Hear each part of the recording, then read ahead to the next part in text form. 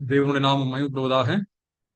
நமக்கு அருமையான பாடல்களை பாடி நம்மை உற்சாகப்படுத்தின அருமை தம்பி ஈத்தியல் மற்றும் குடும்பத்தாருக்கு மிகுந்த நன்றி. தேவன் தாமே இன்றைக்கும் நம்மோட கூட பேசுவாராக. கடந்த வாரத்திலே நாம் 1 யோவானுடைய நிருபம் 3ஆம் அதிகாரம் அதனுடைய 3வது வசனம் துவங்கி அதனுடைய 10வது வசனம் வரைக்கும் இருக்கின்ற வேத பகுதியை நாம் தியானித்தோம். 1 யோவான் 3ஆம் அதிகாரம் 3 முதல் 10 வரை இருக்கின்ற வேத வசனங்கள்.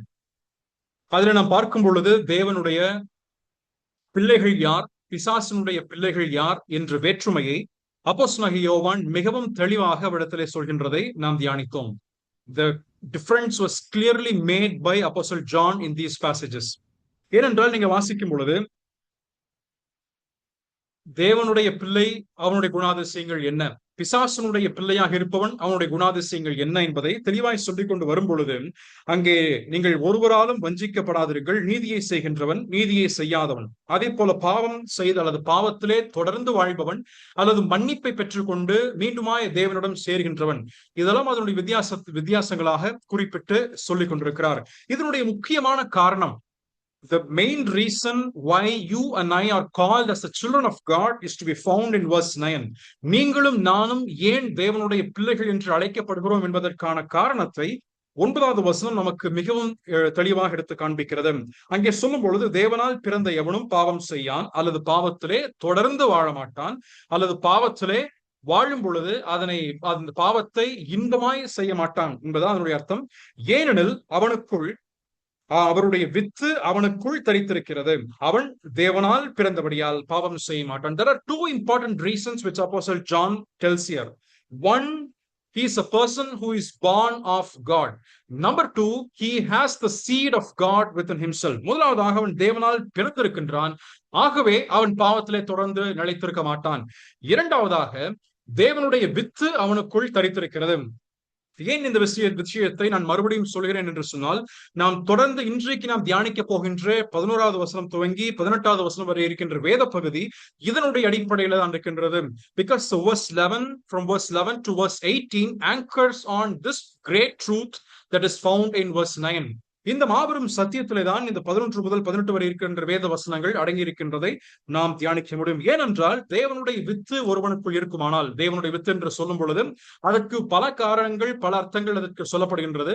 ஒருவேளை வேத வசனம் என்று சொல்கிறார்கள், அதே நேரத்திலே தேவனால் நமக்கென்றும் கொடுக்கப்பட்டிருக்கக்கூடிய புதிய சுவாபம், the new nature which was given unto God, given by God on the day of our salvation. நம்முடைய ரட்சிப்பின் நாளிலே தேவன் நமக்கென்றும் கொடுத்திருக்கக்கூடிய புதிய சுவாபம் என்று சொல்கிறார்கள். மூன்றாவதாக இருக்கக்கூடியது பரிசுத்த ஆவியானவர் என்றும் சொல்கிறார்கள். ஆனால் எனக்கு இந்த பகுதியிலே இதனுடைய சூழலில் இதனுடைய கான்டெக்ட்ல படிக்கும் பொழுது பரிசுத்த ஆவியானவர் தான் இங்கே தேவனுடைய வித்து என்று சொல்லப்பட்டிருக்கிறதை நான் பூர்ணமாக விசுவாசிக்கின்றேன். அதற்குரிய காரணத்தை இதே நிருபத்தில் நாம் பார்க்கும் பொழுது 2ஆம் அதிகாரத்திலே நாம் வாசிக்கும் பொழுது, நீங்கள் பெற்ற அபிஷேகம், அங்கே பரிசுத்த ஆவியானவரை தான் குறிப்பிட்டு சொல்லப்படுகின்றது. அதே போல நீங்கள் பெற்ற அபிஷேகம் என்று மறுபடியும் அதே 2ஆம் அதிகாரத்திலே சொல்லிவிட்டு, the anointing that you have received is the Holy Spirit. பரிசுத்த ஆவியானவர் உங்களுக்கு அவைகளை நினைப்பூட்டுவார், அவைகளை சொல்வார் என்று சொல்லிவிட்டு குறிப்பிடுகிறார். மட்டுமல்லாமல் 3வது அதிகாரத்தினுடைய கடைசி வசனத்திலே நீங்கள் வாசிக்கும் பொழுது, நம்மில் நிலைத்திருக்கிறதை அவர் நமக்கு தந்தருளின ஆவியினாலே அறிந்திருக்கிறோம். There also there is a mention about the Holy Spirit. 3 verse 24 வாசிச்சீங்கன்னா அங்கேயும் பரிசுத்த ஆவியானவரை பற்றி சொல்லப்பட்டிருக்கிறதுனாலே தேவனுடைய வித்து நமக்குள் வாசம் செய்கின்றது. ஏனென்றால் அந்த வித்து சும்மா ஒரு விதையாக மட்டுமல்ல, அந்த விதையானது முளைத்தெழும்பி அது வல்லமை நிறைந்த விதையாக, ஆற்றல் நிறைந்த விதையாக, அது மிகப்பெரிய சக்தியை உருவாக்கக்கூடிய நிலைமையிலே காணப்படுகிறதாக இருக்கிறது. இந்த இடத்திலே சொல்லும் பொழுது, நாம் தேவனுக்கு பிரியமாய் வாழ வேண்டும் என்று சொன்னால், நாம் தேவனுக்கு பிரியமுடையவர்களாக அவருடைய பிள்ளையாக வாழ்வதை நிரூபிப்பதற்கு தேவன் நமக்குள்ளாக இந்த விதையை வைத்திருக்கிறார், பரிசுத்த ஆவியானவரை நமக்குள் வைத்திருக்கிறார். இந்த ஆவியானவர் நம்முடைய வாழ்க்கையில இருக்கும் பொழுது, இந்த ஆவியானவருடைய செயல்பாட்டிற்கு நீங்களும் நானும் நம்மை ஒப்புக் கொடுத்து வாழும் பொழுது நிச்சயமாகவே ஒரு மனிதன் நீதியை செய்கின்றவனாக, ஒரு மனிதன் அன்பு செலுத்துகின்றவனாக, ஒரு மனிதன் மன்னிப்பை காண்பிக்கிறவனாக, ஒரு மனிதன் பாவத்திலே தொடர்ச்சியாய் வாழாமல் இருப்பதற்கும் அவனுக்கு அது உதவி செய்கின்றதை இங்கே நாம் இந்த பகுதியிலே காண்கிறோம். ஆகவே இந்த இரண்டு சத்தியத்தின் அடிப்படையிலே தேவனால் பிறந்திருப்பதும் அதே நேரத்திலே தேவனுடைய வித்தை பெற்றிருக்கக்கூடிய ஒருவன் என்ற பின்னணியிலே நாம் தொடர்ந்து 11வது வசனம் துவங்கி 18 வரைக்குமாக இருக்கக்கூடிய வேத வசனத்தை இன்றைக்கு தியானிப்போம். இதை தேவன் தாமே நமக்கு இதன் மூலமாய் சத்தியங்களை எடுத்து காண்பிப்பாராக. இந்த வசனங்களை நீங்கள் தொடர்ச்சியாக வாசிக்கும் பொழுது verse 11 to 18 நீங்க வாசிக்கும் பொழுது, கடந்த வாரத்தில் நான் அதனுடைய அறிமுகத்தில் சொல்லும் பொழுது, here also there is a clear demarcation or a difference made between love and hatred. அன்புக்கும் பகைமைக்கும் இருக்கக்கூடிய வித்தியாசத்தை மிகவும் தெளிவாக அப்போஸ்தலனாகிய யோவான் இந்த வேத பகுதியை நமக்கு எடுத்து காண்பிக்கிறார். அதனாலதான் இந்த வேத பகுதிக்கு நான் வைத்திருக்கக்கூடிய தலைப்பு என்னவென்றால், love vs hatred, the two marks of life. ஜீவனுக்கு இரண்டு அடையாளங்கள் காணப்படுகின்றது. ஒன்று அன்பு, மற்றொன்று பகை. நீங்களும் நானும் தேவனால் பிறந்திருப்போம் என்று சொன்னால், நீங்களும் நானும் தேவனை ஏற்றுக்கொண்டு விசுவாசியாக இன்றைக்கும் ஜீவிக்கிறேன் என்று சொன்னால், அதற்கு இருக்கக்கூடிய பல அடையாளங்கள் வேதத்தில் சொல்லப்படுகின்றது. There are many evidences which the Bible talks about of being a person who is saved or being a person born again. தேவனால் பிறந்த ஒருவனுடைய வாழ்க்கை அடையாளம் கண்டுகொள்வதற்கு வேதம் அநேக காரணங்களை சொல்கின்றது. அதிலே பிரதானமான காரணத்தை இங்கே அப்போஸ்தலனாகிய யோவான் சொல்லும் பொழுது, அன்பு என்பது பிரதானமாய் காணப்படும். Love is the primemost or the uttermost or the foremost evidence that depicts the life of a person who is being born again. மீண்டும் பிறந்திருக்கின்ற ஒருவனுடைய வாழ்க்கையிலே தேவனால் பிறந்திருக்கின்றவனுக்கு அன்பு என்பது பிரதானமான குணாதிசயமாய் காணப்படும். அதான் இங்க குறிப்பிட்டு அவர் அப்போஸ்தலனாகிய யோவான் நமக்கு எடுத்துரைக்கிறார். ஆகவே இந்த வசனத்தை நாம் இன்றைக்கு தியானிப்போம். நாம் 11 முதல் 13 வரைக்குமாக இருக்கின்ற அதனுடைய முதல் பகுதி, from verse 11 down to verse 13. இங்க நான் வாசிக்கும் பொழுது the command of love is the pattern of hatred. இங்க வாசிக்கும் பொழுது எடுப்பிலேயே அப்போஸ்தலனாகிய யோவான் இங்க அன்பையும் அதே நேரத்தில் பகைமையும் அங்க எடுத்து காண்பிக்கிறார். நான் வாசிப்போம் இந்த வசனங்களை. நாம் ஒருவரில் ஒருவர் அன்பு கூற வேண்டும் என்பதே நீங்கள் ஆதி முதல் கேள்விப்பட்ட விசேஷமாய் இருக்கிறது. என்ன சொல்லுகிறார்? நீங்கள் ஒருவரில் ஒருவர் அன்பு கூற வேண்டும் என்பதே. It is a clear command that you and I need to love, and that is simply not told. அது சும்மா சொல்லப்படவில்லை, மாறாக யோவான் இங்க சொல்லும் பொழுது, we have heard this message from the beginning. நாம் ஆதி முதல் இந்த வசனத்தை, இந்த விஷயத்தை கேட்டு வருகிறோம். எந்த விஷயத்தை? நாம் அவரை நேசிக்க வேண்டும். எப்பொழுதிருந்து இந்த அன்பு கூற வேண்டும் என்ற விஷயத்தை கேட்டு வருகிறார்கள்? எப்பொழுது நீங்களும் நானும் அன்பு கூறப்பட்டோமோ, from the time when you and I have been loved by God. நீங்களும் நானும் எப்பொழுது தேவனாலே நேசிக்கப்பட்டோம் என்று சொல்லி ஆண்டவராகிய இயேசு கிறிஸ்து இந்த பூமியிலே உங்களை நேசிக்கின்றேன், உங்கள் மேல் மனதுருகிறேன், உங்களுக்கு இரக்கத்தை காண்பிக்கிறேன், உங்களுக்கு கிருபையை காண்பிக்கிறேன் என்று சொன்னாரோ, அந்த நேரம் துவங்கி இதுகாரம் இவர்கள் இந்த விஷயத்தை கேட்டு வருகிறார்கள். They have been hearing this message for such a long period of time. நீண்ட காலமாக இவர்கள் இந்த விஷயத்தை கேட்டு வருகிறார்கள். நம்மை பொறுத்த மட்டிலும் கூட இந்த அன்பு என்பதே தேவனண்டை நாம் ஈர்க்கப்படுவதற்கு பிரதானமான காரணமாக இருக்கிறது அல்லவா? அநேக காரணங்கள் உண்டு. இந்த தேவன் தம் ஜீவனை நமக்காக ஒப்பு கொடுத்தார். தேவன் நமக்கு இரக்கத்தை காண்பித்தார். தேவன் நமக்கு கிருபையை காண்பித்தார்.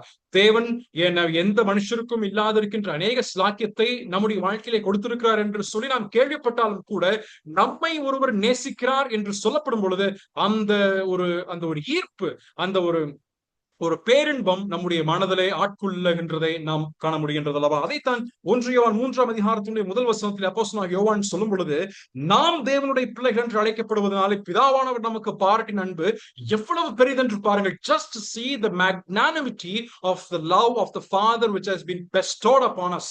நம்மேல் காண்பித்த அன்பை எவ்வளவு பெரிதென்று பாருங்கள். எப்பொழுதெல்லாம் நாம் தேவனுடைய அன்பை பற்றி நினைவு கூறுகின்றோமோ, எப்பொழுதெல்லாம் தேவனுடைய அன்பை பற்றி நாம் கேள்விப்படுகின்றோமோ, அது நம்முடைய இருதயத்தை உருக்கி கண்கலங்க செய்ய வேண்டும். அது நிச்சயமாக நம்முடைய வாழ்க்கையில உண்டு. ஆனால் நீங்க அப்போஸ்தலனாகிய யோவான் சொல்வது என்ன? We should love one another. நீங்க அன்பு கூறப்பட்டீர்கள் என்பது மட்டுமல்ல. Not that you have been hearing this message from the beginning, not that you have been hearing the message that you have been loved so much by God. தேவனாலே நீங்கள் அதிகமாக அளவற்ற முறையில் நேசிக்கப்படுகிறீர்கள் என்பதை கேட்ட செய்தி மட்டுமல்ல, மாறாக நீங்கள் ஒருவரை ஒருவர் அன்பு கூற வேண்டும். தேவன் ஒருவரை நேசித்திருக்கிறார். தேவன் ஒருவருக்கொருவர் நேசித்திருக்கிறார். அதாவது தேவனுக்கு நாம் எல்லாருமே பிறன்தான். தேவனுக்கு நாம் எல்லாருமே பிறனாக இருந்தவர்கள் தான், வேறொருவராக இருந்தோம்.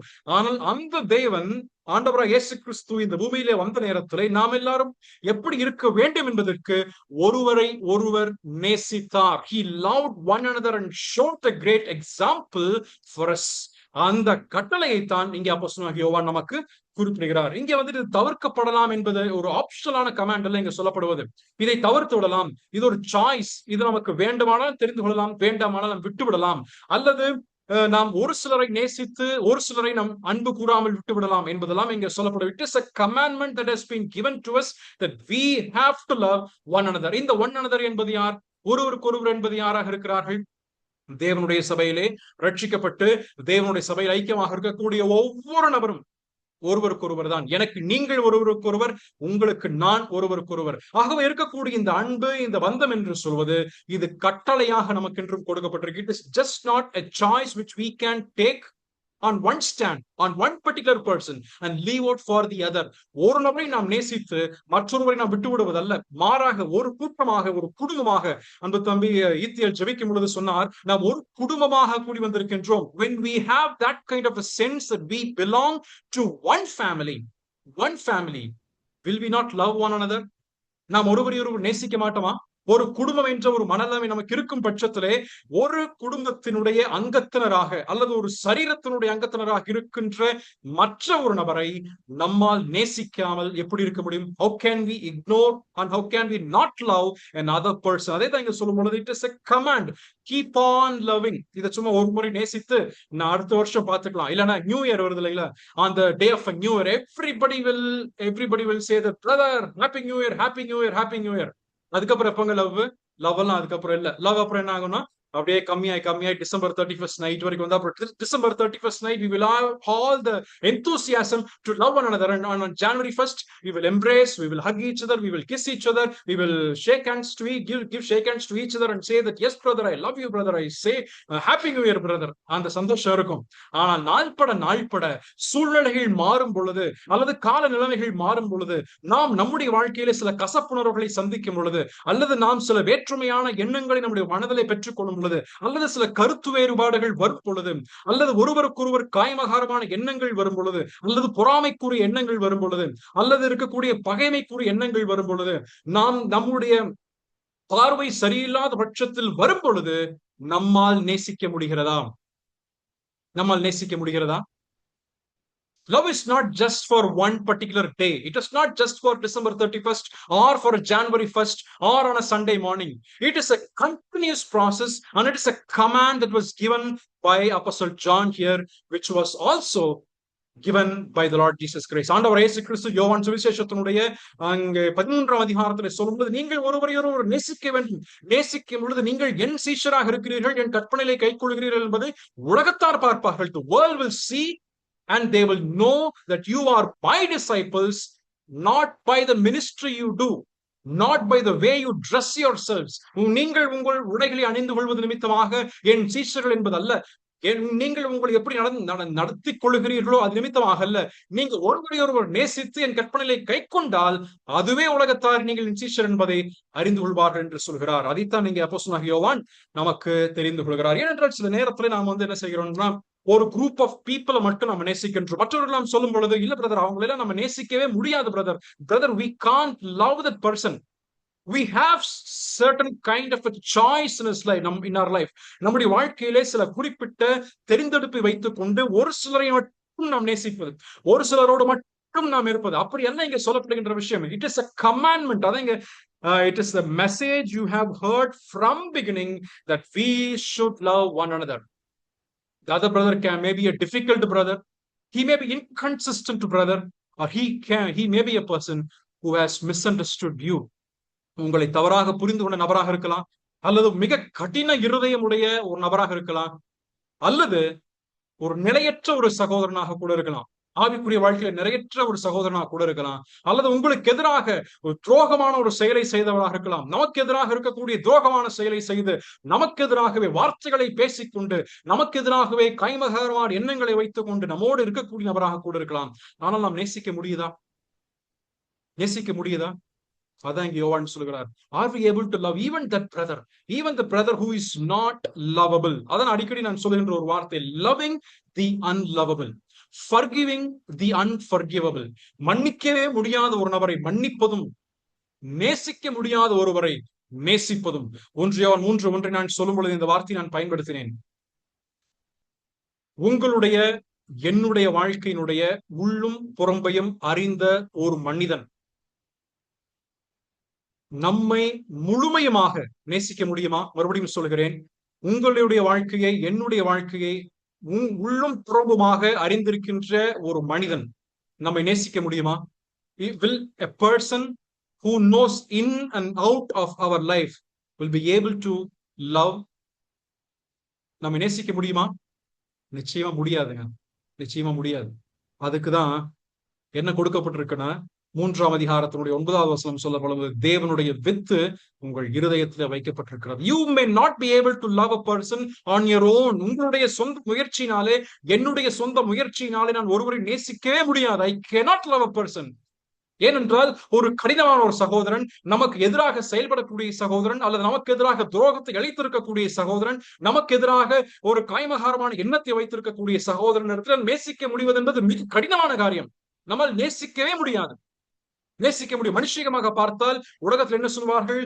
நீ அவன் துஷ்டனை கண்டால் தூர விலகிவிடு. If an evil person comes, just go away from that path is the teaching of the world. உலகம் சொல்லக்கூடிய போதனை எதுவாகத்தான் இருக்கின்றது. ஆனால் வேதம் சொல்கிறது என்னவென்றால், அவனை நீ நேசி. If you are able to love that person, you will understand the magnanimity of the love which God the Father had bestowed upon you. அந்த கடினமான சகோதரனை நேசித்து ஜெயித்தியா என்று சொன்னால், பிதாவாகிய தேவன் நம்மேல் வைத்திருக்கக்கூடிய அன்பு, கடினமாக இருக்கக்கூடிய நம்மேல் வைத்திருக்கக்கூடிய அன்பு எவ்வளவு மகா பெரியது என்பதை நாம் நம்மில் புரிந்து கொள்ள முடியும். அதற்குதான் அந்த வித்து நமக்கு கொடுக்கப்பட்டிருக்கிறது. அந்த பரிசுத்த ஆவியானவருடைய பலத்தின் மூலமாக நாம் அதனை வெற்றி கொண்டு நாம் நிச்சயமாக அன்பு கூற முடியும். 12வது வசனத்தை வாசிக்கும் பொழுது verse 12 இது என்ன சொல்லுகிறார்? அன்பை ஒரு கட்டளையாக அங்கே சொல்லிவிட்டு 12வது வசனத்துக்கு வரும் பொழுது நேரடியாக என்ன சொல்லுகிறார்? பொல்லாங்கனால் உண்டாயிருந்து தன் சகோதரனை கொலை செய்த காயினை போல் இருக்க வேண்டாம். அவன் எது நிமித்தம் அவனை கொலை செய்தான்? தன் கிரியைகள் பொல்லாதவைகளும் தன் சகோதரனுடைய கிரியைகள் நீதியுள்ளவைகளுமாய் இருந்தது நிமித்தம் தானே. அப்ப என்ன சொல்லுகிறார்? The hate is completely illustrated in the life of Cain. காயினுடைய வாழ்க்கையின் மூலமாக அந்த பகை என்ற ஒரு உணர்வு, அந்த பகை என்ற ஒரு குணாதிசயம் முழுவதுமாக இங்கே காட்டப்பட்டிருக்கிறது. நாம் எல்லாரும் ஆதியாகமத்துடைய புத்தகத்திலே 4ஆம் அதிகாரம் 3 முதல் 8 வரை இருக்கின்ற வசனத்தை வாசிக்கும் பொழுது நன்றாய் தெரிந்திருக்கின்ற வேத பகுதி தான். இருவரும் அங்கே காணிக்கை கொண்டு வருகிறார்கள். ஒருவனுடைய காணிக்கை, ஆபேலுடைய காணிக்கை ஏற்றுக்கொள்ளப்பட்டது. ஆனால் காயினுடைய காணிக்கையோ புறக்கணிக்கப்பட்டது. இதை அவன் புரிந்து கொள்ள முடியாது இருக்கின்ற காயின் அந்த ஆபேலை வயல்வெளியில பார்க்கிறான். பார்த்த மாத்திரத்திலே அவனை கொலை செய்து விட்டான். இதுதான் அங்கே எழுதப்பட்ட சரித்திரம். ஆனால் இந்த சரித்திரம் என்பதை, இது சரித்திரமாக மட்டுமல்லாமல் இதை ஒரு பேட்டர்னாக, இதை ஒரு பேரகனாக, இதை ஒரு ஃபோர் மாடலாக, இதை ஒரு முன்மாதிரியாக, இந்த கோபத்திற்கும் கொலைபாதகத்திற்கும் இருக்கின்ற மிகப்பெரிய ஒரு முன்மாதிரியாக பரிசுத்த ஆவியானவர் அதற்கு பின்பதாக இருக்கின்ற அநேக இடங்களிலே இந்த சம்பவத்தை குறிப்பிடுகிறார். மிக மேன்மையாக அப்போஸ்தலனாகிய யோவான் எழுதும் பொழுது, பொல்லாங்கனால் உண்டாயிருந்து தன் சகோதரனை கொலை செய்த காயின். அப்பொழுது காயினுக்கு இங்கே கொடுக்கப்படக்கூடிய பெயர் என்ன பாருங்க? It is a moral warning. He has become a pattern in his life. ஏனென்றால் இதை சொல்லும் பொழுது எங்கே ஆரம்பித்த சரித்திரம் அது? ஆதியாகமம் 4ஆம் அதிகாரத்தில் ஆரம்பித்த சரித்திரம். அங்கே இருந்து இரண்டு blood lines தான் வரது போல தெரிகிறது. There are only 2 family lines or 2 blood lines that has come. One that has been born with love, another person with hate. Abel showing love and Cain representing the hatred. அதைத்தான் இங்க சொல்லி இந்த ஃபேமிலில என்ன சொல்லும் பொழுது, காயின் அங்கே பொல்லாங்கனால் உண்டாயிருந்து, அப்படியானால் அவனுடைய அந்த கோபம், அந்த கொலைபாதகத்தினுடைய எண்ணம் எங்கே இருந்து அவனுடைய மனதில் உதித்தது? யாரோ ஒருவர் கற்றுக் கொடுத்தார்களா? அல்லது அவனுடைய வீட்டில் இருக்கக்கூடிய ஆதாமும் ஏவாளும் காயினுடைய மனதிலே இதனை தோற்றுவித்தார்களா? அவனுக்கு கற்றுக் கொடுத்தார்களா? அல்லது உலகத்தில் இருக்கின்றதை பார்த்தானா? முதல் தலைமுறையாக இருந்த அல்லது முதல் சந்ததியாக இருந்த இந்த காயினுக்கும் ஆபேலுக்கும் இப்பேற்பட்ட கொலை செய்யக்கூடிய எண்ணத்தை எப்படி வந்தது? How did Cain receive the thought of killing his own brother? தன்னுடைய சொந்த சகோதரனை எப்படி கொலை செய்யும் எண்ணம் தோன்றினது? எப்படின்னா, அது the source is the evil one. பொல்லாங்கன், நமக்கு பொல்லாங்கன் தெரிந்தவதான், அது சாத்தான், சத்ருவாகிய சாத்தான் தான். அப்படியானால் இவன் பொல்லாங்கனால் உண்டாயிருந்து என்று சொன்னால், he had reflected the nature of Satan. சாத்தானுடைய குணாதிசயம் எப்படிப்பட்டதாக இருக்கின்றதோ அந்த குணாதிசயத்தினுடைய முழுமையாக அல்லது அந்த குணாதிசயத்தினுடைய பூரண வடிவமாக அவன் அங்கே காட்சியளிக்கிறான். He has been representing the nature and the completeness of Satan himself. அவனால் உண்டாயிருந்த என்று சொன்னால் he had been born of that person. The source of that murder, the source of that anger within himself is Satan himself. அவனுக்குள்ளாக இருப்பது சாத்தான். ஆனா இங்க அற்புதமாக யோவான் சொல்லும் பொழுது 12வது வசனத்துல வாசிச்சீங்கன்னா, எது நிமித்தம் அவனை கொலை செய்தான்? அதான் கேட்கிறார். கொலை செய்தான் சரி, அது சரித்திர நிகழ்வு, அதற்கு பின்பதாக வருகின்றதெல்லாம் எழுதப்பட்டது. ஆனால் அதனுடைய காரணம் என்ன? What is the reason? அதைத்தான் குறிப்பிடுகிறார். One wherefore slew he him, அதை சொல்லிவிட்டு because his own works, அவனுடைய சொந்த கிரியைகள் பொல்லாங்காக இருக்கின்றது, and his brothers righteous, அவனுடைய சகோதரனுடைய செயல்களோ நீதியுள்ளவைகளாக இருக்கின்றது.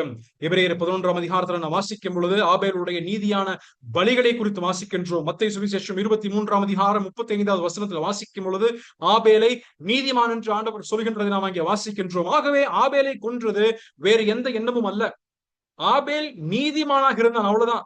ஒரு simple reason is that Abel was righteous and this Cain was not righteous. இந்த காயின் நீதிமானாக இல்லை, அவன் பொல்லாங்கனால் உண்டாயிருக்கின்றான். அப்படியே இந்த இருவருக்கும் மத்தியில் என்ன ஆனது?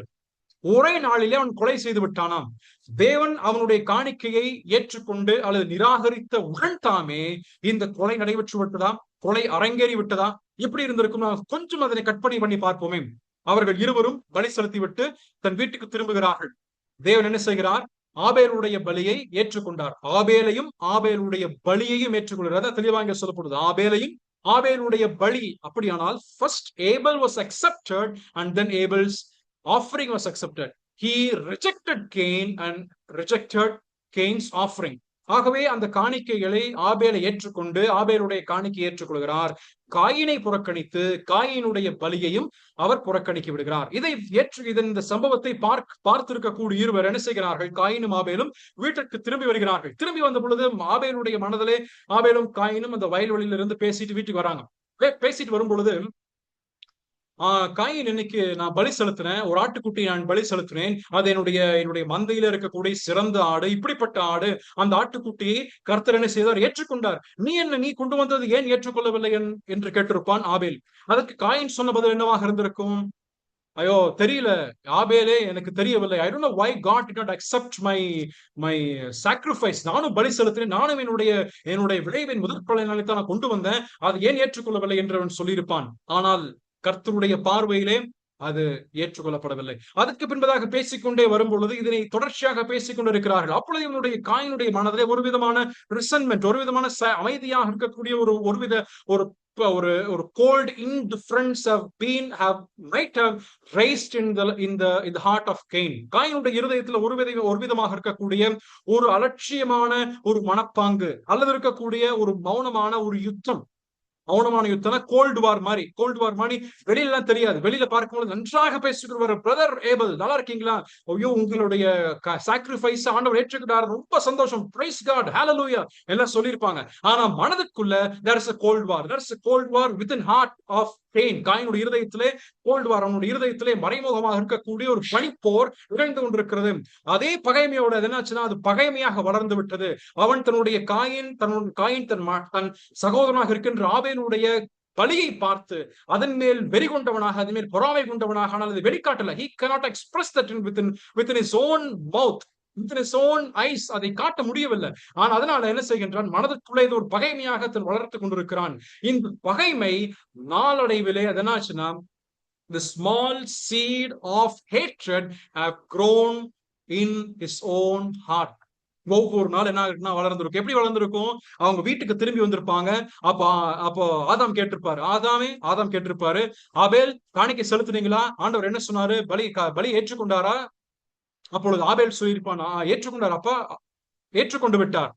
என்னுடைய பலி ஏற்றுக்கொள்ளப்பட்டது, காயினுடைய பலி ஏற்றுக்கொள்ளப்படல. அப்ப மறுபடியும் வீட்டிலையும் அக்செப்டன்ஸ் இல்ல நான் நினைச்சிருப்போம். வெளியில போறாங்க, இதை தெரிந்திருக்கக்கூடிய ஊர் மக்கள் இருந்திருப்பார்கள், தெரிந்திருக்கக்கூடிய அவனுடைய சகோதர சகோதரிகள் அங்கே இருந்திருப்பார்கள். என்ன சொல்லியிருப்பாங்க? உன்னுடைய பலி ஏற்றுக்கொள்ளப்படவில்லை. he faces the rejection from the society, he faces the rejection from his own family, and but day by day, day by day, his unrighteousness have grown in his heart.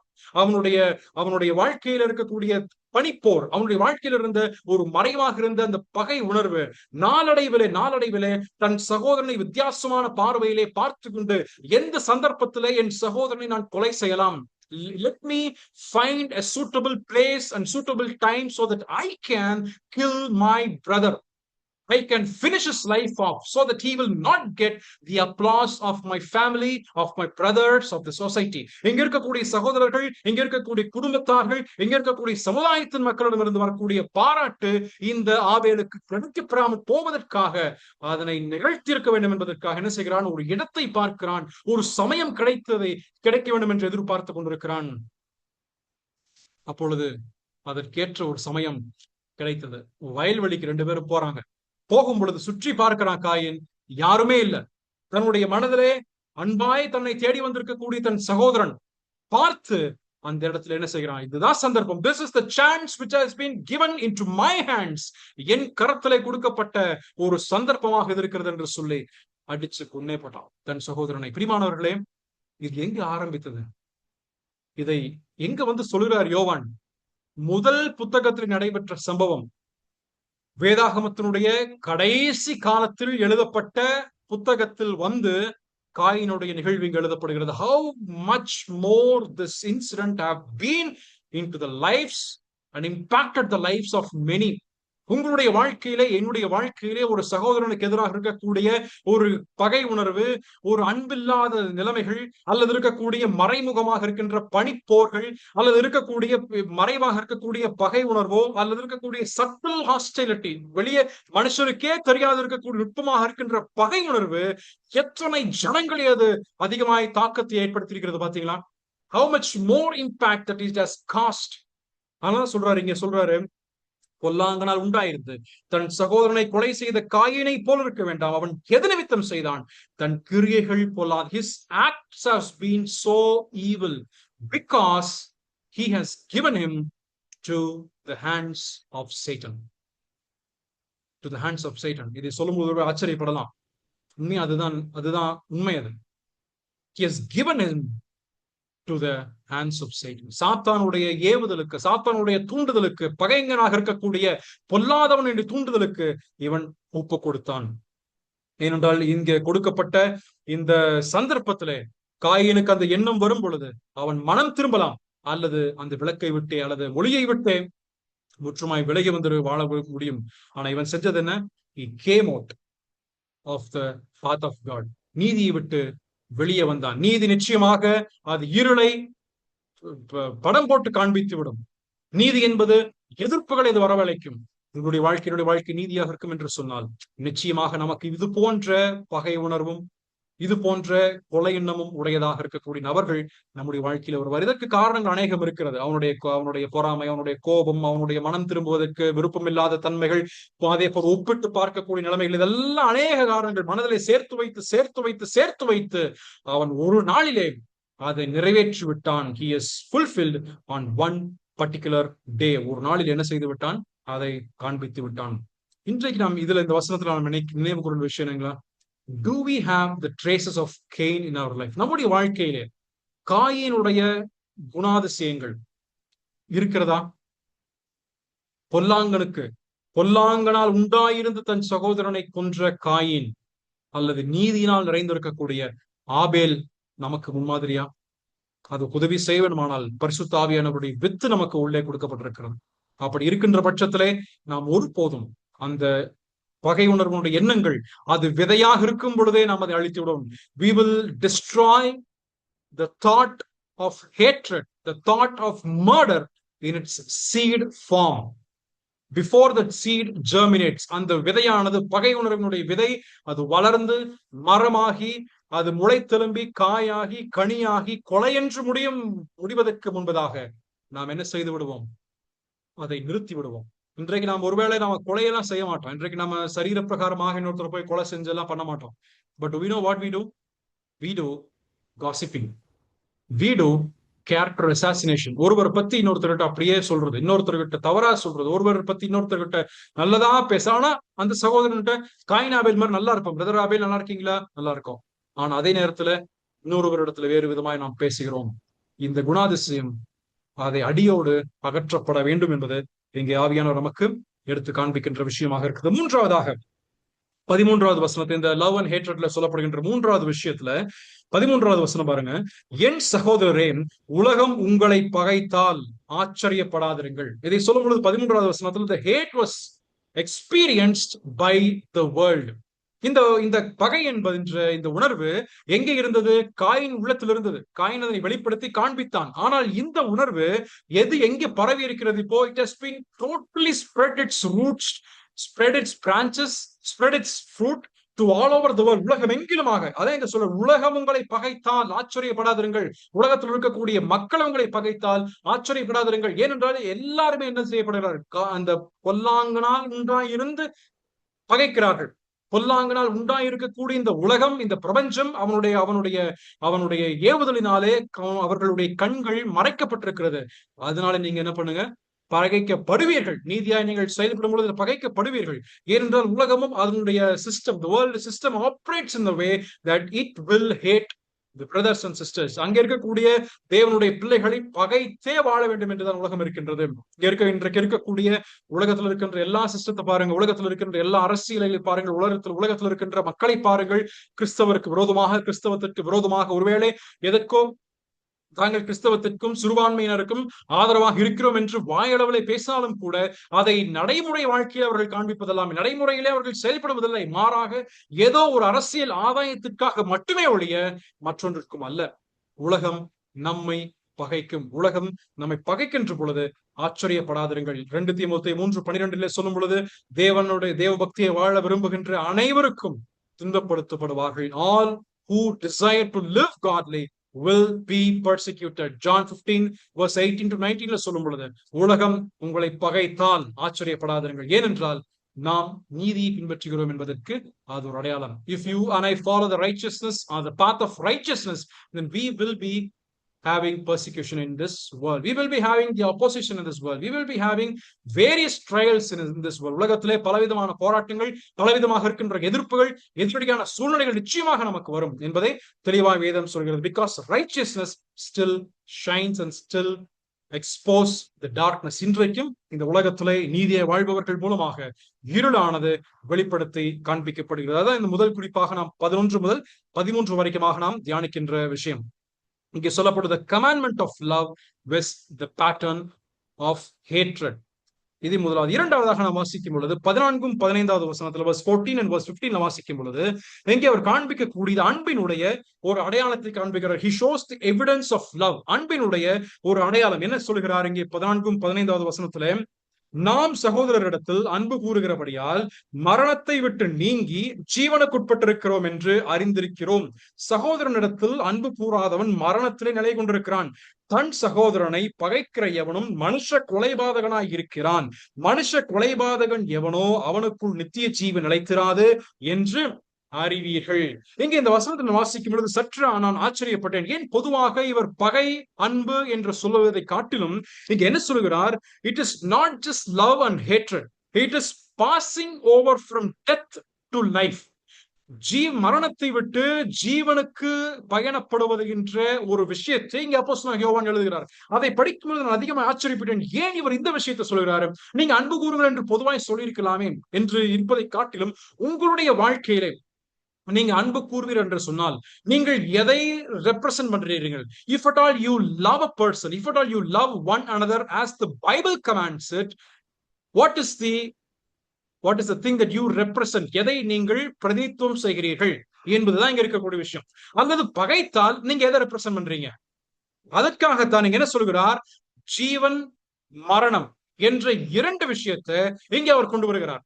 இப்ப அந்த விஷயம் தெளிவாக புரியும் என்று நான் இன்னும் சற்று விளக்கமாக நான் அதனை சொல்ல வேண்டும் என்று விரும்புகிறேன். இங்கே சொல்லும் பொழுது, நாம் சகோதரரிடத்தில் அன்பு கூறுகிறபடியால் மரணத்தை விட்டு நீங்கி.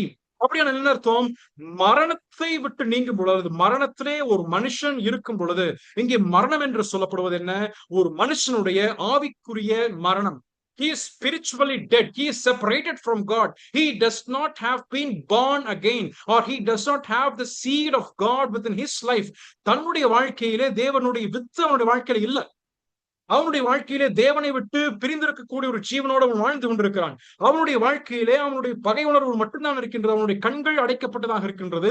அவனுடைய மனது, அவனுடைய இருதயமானது மனசும் மாமிசும் விரும்பினபடியாய் செய்து வருகிறான். அக்கிரமங்களிலும் பாவங்களிலும் மரித்தவனாக அவன் ஜீவித்து வருகிறான். அவனுடைய வாழ்க்கையே இருண்டு காணப்படுகிறது. இருள் என்று சொன்னால் அது மரணத்திற்கு ஒப்பிட்டு காணப்படுகிறது. He has been separated from God. He does not have the seed of God within himself. He does not have the Holy Spirit who has given the love of God into the hearts of believers. விசுவாசியினுடைய இருதயத்திலே ஊற்றி கொடுப்பதற்கு பரிசுத்த ஆவியானவருடைய வாழ்க்கையில இல்ல. அது வரைக்கும் என்னவா இருக்கிறான்? மரணத்தில் இருக்கிறான். அப்பொழுது மரணத்தில் இருக்கின்ற ஒரு மனுஷன் இங்க என்ன சொல்லப்படும்? நாம் சகோதரரை நேசிப்பதனாலே மரணத்தை விட்டு நீங்கி ஜீவனுக்குட்பட்டிருக்கிறோம். அப்ப அதனுடைய எவிடன்ஸ் என்ன? நாம் ரட்சிக்கப்பட்டிருக்கிறோம் என்பதனுடைய எவிடன்ஸ் என்ன? அல்லது நாம் மரணத்தை விட்டு ஜீவனுக்குள் நாம் பிரவேசித்திருக்கிறோம் என்பதற்காக இருக்கக்கூடிய எவிடன்ஸ் என்ன? What is the evidence that we have passed over from death to life? அதனுடைய எவிடன்ஸ் என்ன? It is love. நீங்க ஒருத்தர் நேசிச்சீங்கன்னா, if you are able to love a person, love one another, then you have been surely passed over from death to life. உண்மையாகவே நீங்கள் ஒருவரை நேசித்தால் நீங்கள் மரணத்தை விட்டு ஜீவனுக்கு உட்பட்டிருக்கிறீர்கள். உங்களுடைய ஜீவனுக்கு உட்பட்டிருக்கிறீர்கள் என்று சொன்னால் நீங்கள் பரிசுத்த ஆவியானவர் உங்களுடைய உள்ளத்தில் இருக்கிறார். பரிசுத்த ஆவியானவரால் பெறப்பட்ட தேவனுடைய அன்பு உங்கள் உள்ளத்தில் ஊற்றப்பட்டிருக்கிறது. நீங்கள் தேவனுடைய கூட ஐக்கியத்தில் இருக்கிறீர்கள். தேவனுடைய வித்து உங்கள் வாழ்க்கையில் இருக்கின்றது. அந்த விதையானது அது வளர்ந்து வல்லமை நிறைந்திருக்கின்ற விதையாக அது உங்கள் வாழ்க்கையிலே செயல்படுகின்றது என்பதைத்தான் இங்கே காண்பிக்கிறார். அப்பொழுது ஜீவனுக்கு உட்பட்டிருக்கிறது என்று சொன்னால் ஜீவனோடு ஒரு மனுஷன் இருக்கும் பொழுது, அல்லது ரட்சிக்கப்பட்ட ஒரு மனுஷன் இருக்கும் பொழுது அவன் யாரையும் பகைக்க முடியாது, அல்லது பகையோடு அவன் தொடர்ந்து நிலைத்திருக்க முடியாது. If at all a person or a believer who says that he has been saved and has been truly been born again, he cannot live continuously or live continuously in hatred. அவன் தொடர்ந்து பகை உணர்வோடு வாழ முடியாதுங்க. He cannot continue in hatred. ஏன் அப்படி continue ஹேட்ரட்னா Bible சொல்வது என்ன? அவன் இன்னும் மரணத்துல தான் இருக்கிறான்.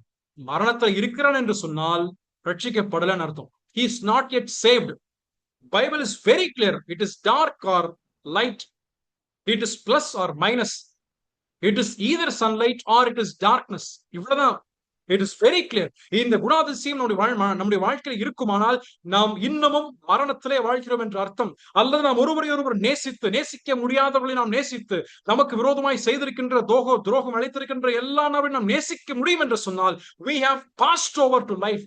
நாம் ஜீவனுக்குள் பிரவேசித்து அந்த ஆவியானவருடைய செயலுக்கு நாம் ஒப்புக் கொடுத்து நமக்குள் வாழக்கூடிய அந்த தேவனுடைய விதை செயல்படுவதற்கு அதை இருக்கக்கூடிய தடையாக முட்களையும் புதர்களையும் எல்லாவற்றையும் அகற்றிவிட்டு நாம் தேவனை நேசிப்பதற்கும் தேவ பிள்ளைகளை நேசிப்பதற்கும் நாம் முன்னேறி வந்திருக்கிறோம் என்று அர்த்தமாக இருக்கிறது. அப்படி இல்லாத பட்சத்திலே நாம் இன்னமும் அப்படி மனதிலே ஒரு மறைவான பகை பனிப்போரை வைத்திருப்போம் என்று சொன்னால் நாம் இன்னும் ரட்சிக்கப்படலன்னு அர்த்தம். Please don't take me wrong. That is what the Bible teaches. தவறாக நினைக்க வேண்டாம். வேதம் சொல்லக்கூடிய சத்தியம் அதான். நீங்க இன்னும் ரட்சிக்கப்படல. You have not yet been saved. இன்னும் ரட்சிக்கப்படல என்பதுதான் வேதம் சொல்லக்கூடிய சத்தியம். இன்னமும் நீங்கள் இருளிலே வாழ்ந்து கொண்டிருக்கிறீர்கள். இருள் என்பது தேவனை விட்டு பிரிந்திருக்கக்கூடிய ஒரு வாழ்க்கையாக இருக்குது. அப்போஸ்தலனாகிய யோவான் சுவிசேஷம் 5ஆம் அதிகாரம் 24வது வசனம், John chapter 5 verse 24 சொல்லும் பொழுது என்ன சொல்கிறார்? John chapter 5 verse 24 சொல்லும் பொழுது ஆண்டவர் இயேசு கிறிஸ்து சொல்கிறார், என் வசனத்தை கேட்டு என்னை அனுப்பினவரை விசுவாசிக்கிறவனுக்கு நித்திய ஜீவன் உண்டு.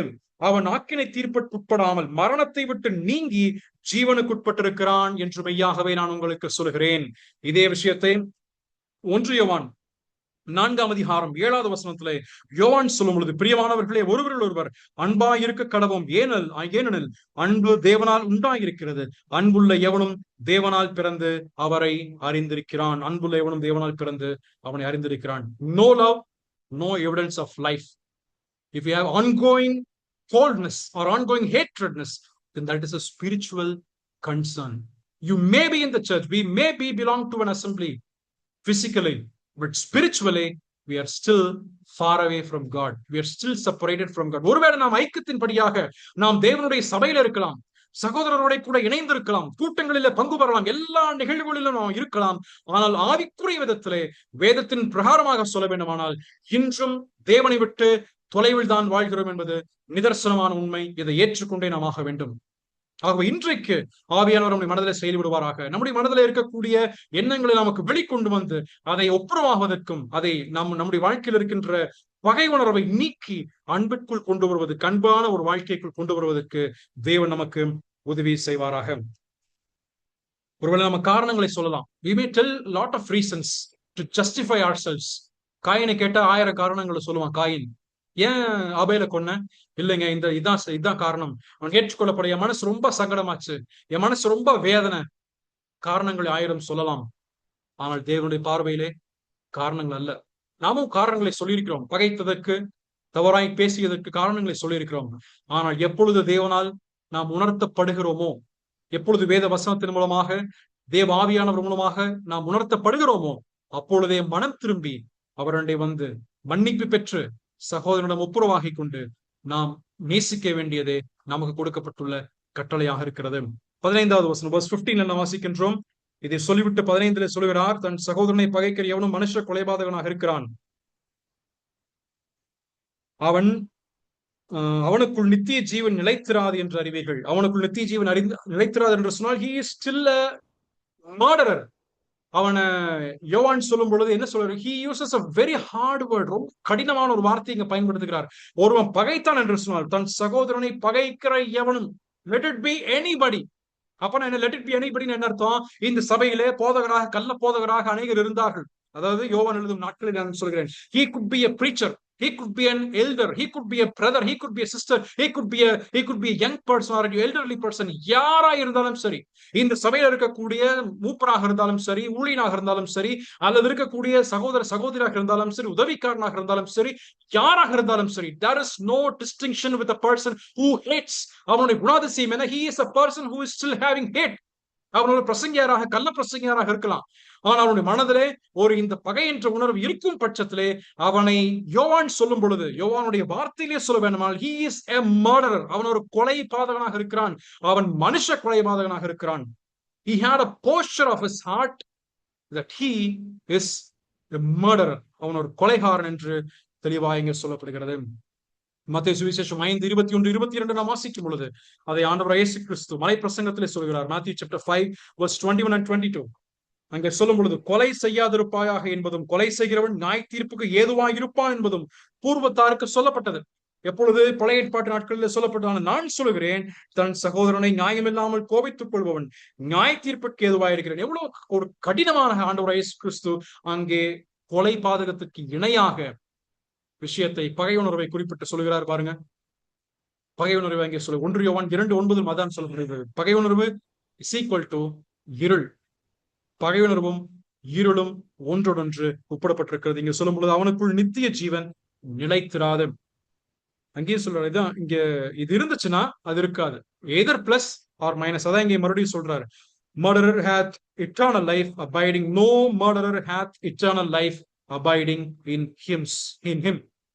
வாழ்க்கையில் அன்பு என்பது பிரதானமான அடையாளமாக மாறி. Love have become the clear identity marker of your life and my life. நம்முடைய வாழ்க்கையில நாம் அதுதான் பிரதானமாக இருக்கிறதாக. இன்றைக்கு நம்ம இருதயத்தை நம்ம அலசி ஆராய்ந்து பார்ப்போம். Let us examine our hearts honestly before God. ஆண்டவர், என்னுடைய இருதயத்துல எப்பேற்பட்ட இருதயமாக இருக்கின்றது. நம்ம அடுத்ததாக நம்ம அதை வாசிக்க தான் போறோம். நம்ம 18-19 கீழே நம்ம வாசிக்கும் பொழுது இருதயத்தை பற்றி அதிகமாக யோவான் சொல்லுகிறார். எப்படிப்பட்ட இருதயம் நம்முடைய இருதயமாக இருக்கிறது? இன்றைக்கு நம்முடைய இருதயத்தை சற்று நாம் நிதானித்து பார்ப்போம். How is my heart before God? Do I love my brothers like the way Bible says? வேதம் சொல்லுகின்ற பிரகாரமாக நான் சகோதரரை நேசிக்கிறேனா? அல்லது காய்மகாரமான எண்ணங்கள், பகை உணர்வினுடைய எண்ணங்கள் என் மனதில் இருக்கிறதா? நாம் சிந்தித்து பார்ப்போம். மூன்றாவதாக 16 முதல் 18 வரை இருக்கின்ற வேதவசனம் from verse 16 to 18 அங்கே சொல்லும் பொழுது, the definition of the practice of love was the empty profession. அன்பினுடைய நடைமுறையை காண்பிக்கிறார் இங்கே அப்போஸ்தலனாகிய யோவான். என்ன சொல்கிறார்? 16 முதல் 18 அவர் தம்முடைய ஜீவனை நமக்காக கொடுத்ததினாலே அன்பு இன்னதென்று அறிந்திருக்கிறோம், நாமும் சகோதரருக்காக ஜீவனை கொடுக்க கடனாளிகளாக இருக்கிறோம். என்ன சொல்கிறார்? By this we know love. இதனால நம்ம அன்பை பற்றி தெரிந்து கொள்கிறோம். பிஃபோர் திஸ், இந்த செய்தி நமக்கு கிடைக்க பெறுவதற்கு முன்பதாக அன்புனா என்னங்க தெரிஞ்சிருப்போம்? அன்புனா தியாகமான அன்பு, தாயின் அன்பு, தகப்பனின் அன்பு, சகோதரனுடைய அன்பு, இதெல்லாம் நம்ம கேள்விப்பட்டிருப்போம். ஆனால் நீங்க சொல்லப்படுவது இங்கே யோவான் சொல்வது, by this we know what is love. இங்கே தேவன் சொல்லக்கூடிய அகாப்பே என்று சொல்லக்கூடிய அன்பு, உலகத்திலே பிலியோ அன்பு இருக்கிறது, நண்பர்கள் மத்தியிலே காணப்படக்கூடிய அன்பு இருக்கிறது, சகோதர சகோதரிகள் மத்தியிலே காணப்படக்கூடிய அன்பு இருக்கிறது, பெற்றோர் பிள்ளைக்கு மத்தியிலே காணப்படக்கூடிய அன்பு இருக்கிறது. ஆனால் அது எல்லாவற்றையும் காட்டிலும் மேலாக ஒரு தெய்வீகமான அன்பு என்று ஒன்று உண்டு. அதை தாங்க அகப்பே லவ் என்று சொல்கிறார்கள். அகப்பே லவ். இந்த அகாப்பே லவ்வை தேவன் மனுஷனிடத்திலே காண்பிக்கின்ற அந்த அன்பு எந்த விதமான நிபந்தனையும் இன்றி, there is no condition for the love of God, there is no expectation for the love of God, there is nothing that he had seen in us to love. நம்மை நேசிப்பதற்கு தேவன் எந்த விதமான ஒரு நிபந்தனையை வைத்து நம்மை நேசிக்கவில்லை. நம்மை நேசிப்பதற்கு தெய்வீகமான அன்பை நம்மிடத்தில் காண்பித்திருக்கிறார். அந்த அன்பு எப்படி அவர் காண்பித்தார்? இங்க 16 சொல்லும் பொழுது, தம்முடைய ஜீவனை நமக்கு கொடுத்ததினாலே, தம் ஜீவனையே நமக்காக கொடுத்தார். he has given his life and then saved and loved us. அதான் இங்க மிகப்பெரிய அன்பாக இருக்கிறது. யோவான் 10:18 சொல்லும் பொழுது, he has laid down his life, தன் ஜீவனை நமக்காக ஒப்பு கொடுத்திருக்கிறார். யோவான் சுவிசேஷம் 15:13 வாசிக்கும் பொழுது, மிகப்பெரிய அன்பு, இதை காட்டிலும் பெரிய அன்பு ஒன்றுமே இல்லை, தன் ஜீவனை ஒப்பு கொடுக்கின்ற அன்பு. he is the one who has laid down his life. ரோமர் 5:8 வாசிக்கும் பொழுது, பாவிகளுக்காக கிறிஸ்து மரித்திருக்கிறார். எபேசியர் 5:2 வாசிக்கும் பொழுது, அந்த கிறிஸ்துவின் அன்பை நம்முடைய வாழ்க்கையிலே நாம் பின்பற்ற வேண்டும் என்று சொல்லப்பட்டிருக்கிறது. நமக்கு முன்மாதிரியாக சொல்லப்பட்ட அன்பு எப்படிப்பட்ட அன்பு? which love has been told as an example for you and for me to follow. எந்த அன்பு சொல்லப்பட்டிருக்கிறது? கிறிஸ்துவின் அன்பு. அவர் எப்படி நேசித்தார்? தம்முடைய ஜீவனை நமக்காக கொடுத்து நம்மை நேசித்திருக்கிறார். he has given his complete self. He died to his own self. அப்படி என்ன அர்த்தம்னா,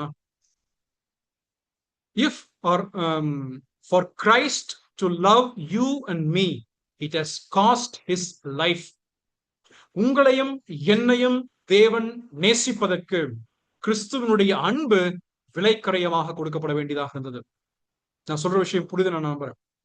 உங்களையும் என்னையும் நேசிப்பதற்கு, உங்களையும் என்னையும் போன்ற பாவிகளை நேசிப்பதற்கு, துன்மார்க்கரை நேசிப்பதற்கு, தேவனை விட்டு தொலைவில் போனவர்களுக்கு, இருளிலே வாழ்ந்தவர்களுக்கு, உலகத்தின் இச்சைகளையும் இன்பங்களையும் விரும்பி வாழ்ந்து நேசித்தவர்களுக்கு நேசிக்க வேண்டுமானால், நாம் ரட்சிக்கப்பட வேண்டுமானால், அந்த குமாரனுடைய ஜீவன் விலைக்கரையமாக கொடுக்கப்பட வேண்டியதாக இருக்கு. It cost his life to save you and me, to love you. உங்களை என்னை நேசிப்பதற்கு அவருடைய ஜீவனை ஒப்பு கொடுக்க வேண்டியதாக. அதனால சொல்றேன், இதனாலே, தம் ஜீவனை அவர் ஒப்பு கொடுத்ததுனாலே அன்பினுடைய மேன்மை, அன்பினுடைய மகத்துவம், அன்பினுடைய உயர்ந்த பண்பு என்ன என்பதை எங்களால் புரிஞ்சுக்க முடியுது. by this we know that what is mean by love.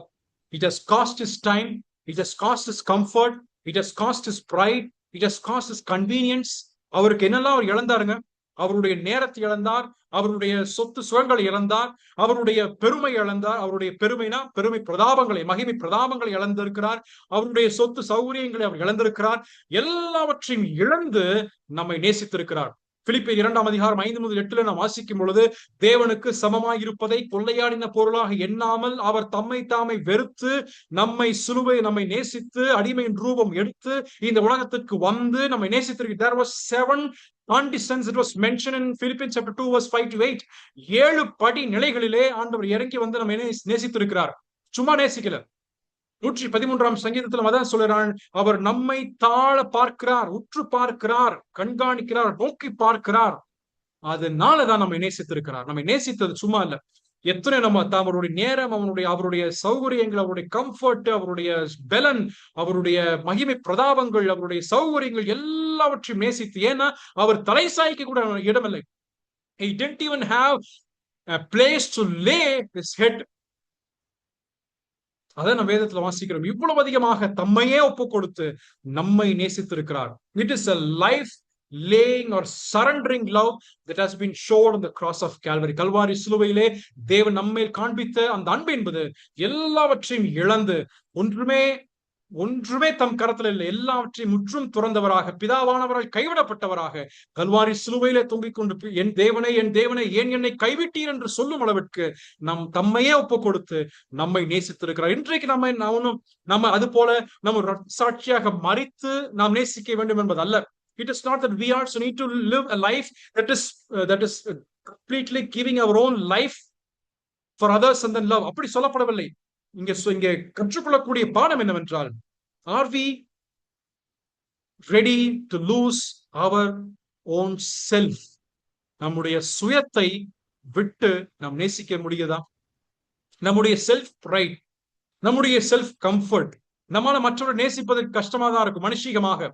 ஆனால் தேவன் ஒருவரை நேசிக்க வேண்டும் என்று சொல்லும் பொழுது அந்த கம்ஃபர்ட் ஜோனை விட்டு ஒரு படி நாம இறங்கி, 2 படி நாம் இறங்கி அவரை நேசிக்க நாம் முற்படுகிறோமா? ஒப்புரவாக முற்படுகிறோமா? மன்னிப்பதற்காக முற்படுகிறோமா?